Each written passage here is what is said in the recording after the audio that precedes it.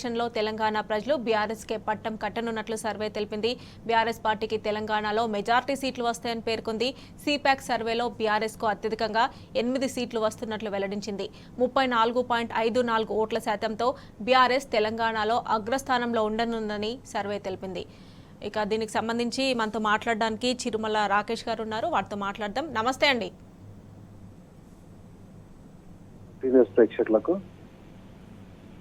Madam, first of all ఏదైతే ఈరోజు survey వచ్చిందో ఆ సర్వే సిపాక్ సర్వే ఏదైతే ఉందో అది గ్రామాల్లో ఉన్నటువంటి ఈ రోజు ఉన్నటువంటి పరిస్థితి. అంటే మనకి ఈ రోజు నుంచి ఖచ్చితంగా చూసుకుంటే దాదాపుగా 25 రోజుల తర్వాత మనకు ఎలక్షన్లు అనేటివి ఉన్నాయి.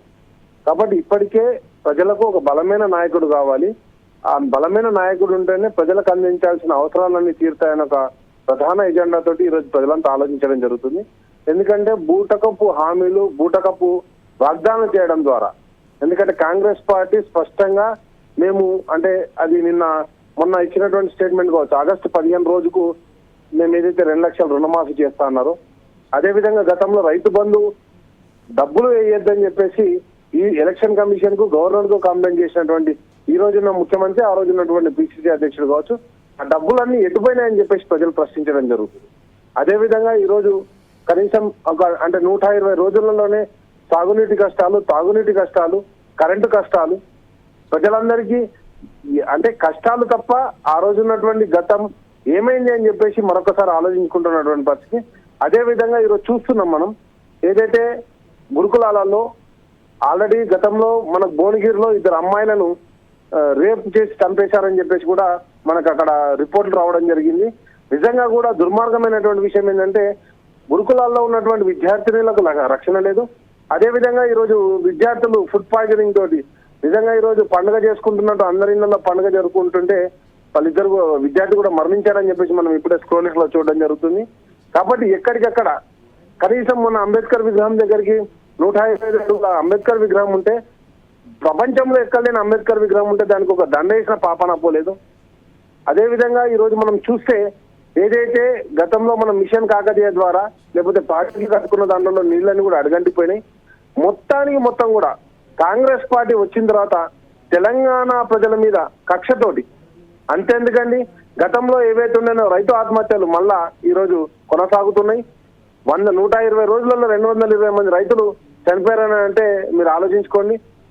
మళ్ళీ ఎన్కౌంటర్లు స్టార్ట్ అయినాయి. మొన్ననే ములుగు జిల్లాలో సీతక్క ఎవరైతే నేను ఐఎమ్ రిప్రజెంటేటివ్ ఫ్రమ్ పార్టీ అని చెప్పేసి మావోయిస్ట్ పార్టీ అని చెప్పినటువంటి అక్కడనే ఎన్కౌంటర్ చేస్తే కనీసం ఆ డెడ్ బాడీలను కూడా వరంగల్ తీసుకురాలేనటువంటి పరిస్థితి.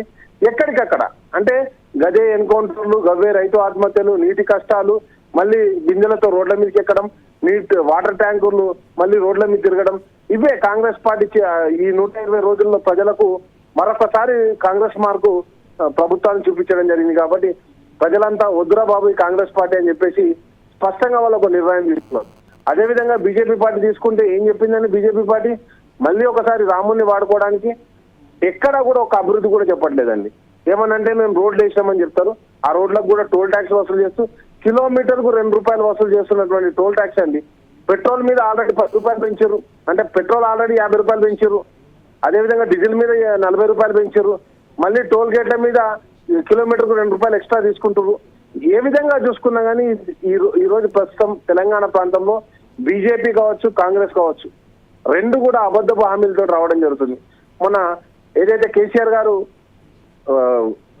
ఇది పంటల పాట పట్టంగానే ఎండిపోయిన పంటలన్నీ పోగానే కిషన్ రెడ్డి గారు ఎంఎస్పీకి మద్దతు ధర ఇవ్వాలని చెప్పేసి, పంటలకు నీళ్లు ఇవ్వాలి, సాగునీరు ఇవ్వాలని చెప్పేసి ధర్నా చేయడం జరిగింది.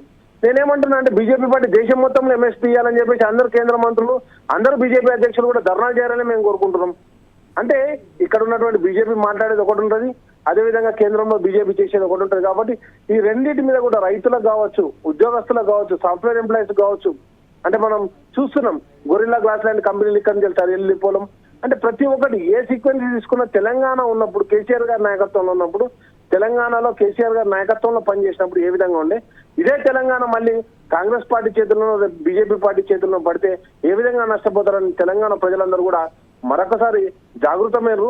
రాబోయే కాలంలో కంప్లీట్ గా నేను ఏమంటున్నా అంటే ఈ రోజు మనకు వచ్చినటువంటి సర్వే ఈ రోజుకు సర్వేనే, కానీ ఇంకొక 25 రోజుల తర్వాత తప్పకుండా డబుల్ డిజిట్ క్రాస్ అవుతామని సంపూర్ణ విశ్వాసం మాకుంది. కేసీఆర్ నాయకత్వం కావాలని చెప్పేసి తెలంగాణ ప్రజలందరూ బలంగా కోరుకుంటున్నారు ఈరోజు. రైట్ రాకేష్ గారు, థ్యాంక్ యూ.